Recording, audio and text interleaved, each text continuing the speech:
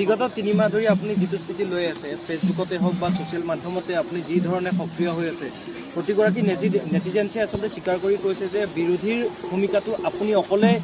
পালন কৰি আছে বুলি কৈছে যে বিৰোধীয়ে যি ক্ষেত্ৰত লাগিব লাগিছিল সেয়া এছেম্বলিৰ ভিতৰতে হওক বা ফেচবুকতেই হওক যেনেকুৱা ধৰণে চাৰ্জশ্বিটৰ ওপৰত আপুনি নিজে মন্তব্যও ৰাখিছিল সেইটো বাবে আপুনি এতিয়া SIT কেছটো আপোনাৰ এগেইনষ্টত হ'ল আপুনি যিটো ভূমিকা লৈছে সেইটো বিৰোধী হ'ব লাগিছিলে বিৰোধী এই ক্ষেত্ৰত নিষ্ক্ৰিয় হৈ আপুনি কৈছে আপুনি মানে মই ভাবোঁ যে আমি বিৰোধীয়ে যদি ঐক্যবদ্ধভাৱে জুবিনদাৰ কেছটো ধৰিলোহেঁতেন তেতিয়াহ'লে নিশ্চিতভাৱে চৰকাৰখন মানে একদম বিপদত পৰিলেহেঁতেন আৰু চৰকাৰ উৰি গ'লহেঁতেন কিন্তু আপোনালোকে নিজেই কৈছে যে আপোনালোকে নিজেই ঘোষণা কৰিছে যে মইহে এক্টিভ হৈ আছোঁ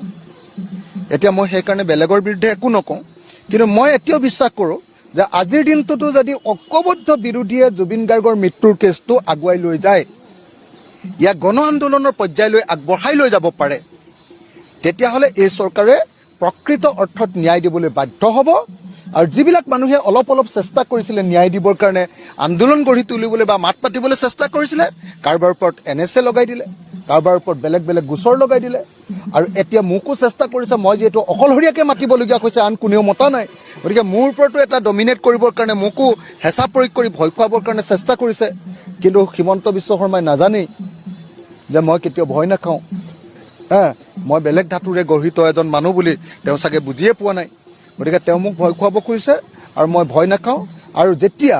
মোৰ নিয়মটোৱে হ'ল মোক যেতিয়া ভালকৈ ক'ব মই খুব ঠাণ্ডা ভদ্ৰ হৈ কামটো কৰোঁ আৰু যেতিয়া মোক দম দিব খোজে তেতিয়া মই আৰু পাগলা মূৰ্তি লওঁ তেতিয়া আৰু মই অধিক দৃঢ়তাৰে সৈতে কাম কৰোঁ আৰু পৃথিৱীৰ কোনেও মোক আৰু কেতিয়াও ৰাখি থ'ব নোৱাৰে